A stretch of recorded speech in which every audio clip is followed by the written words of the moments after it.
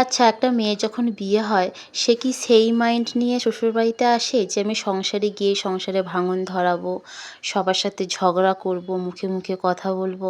আমার তো মনে হয় না। সব মেয়েই কিন্তু চায় একটা সুন্দর সংসার, ভালোভাবে সংসার করবে। শ্বশুরবাড়ির লোক তাকে বাধ্য করে একটা সংসার ভাঙতে, এবং শ্বশুরবাড়ির লোক বাধ্য করে মুখে মুখে কথা বলতে, তর্ক করতে। তবে সব সংসার এরকম হয় না।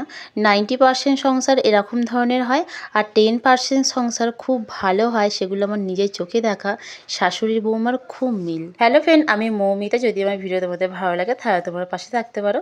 ঘুম থেকে উঠে আগে হেয়ার অয়েলটা করে নিয়েছিলাম, তারপর হাজব্যান্ডকে করে দিলাম চা, আর বাচ্চা থেকে করে দিয়েছিলাম প্যানকেক। প্যানকেকের রেসিপি কিন্তু আমি আগে দেখিয়েছি, তবে আজকের প্যানকেকে আমি একটু দই মিশিয়েছি, আগের বারে জল মিশিয়েছিলাম, এটাই তফাৎ। আর আমি আর হাজব্যান্ড খাবো স্মুদি।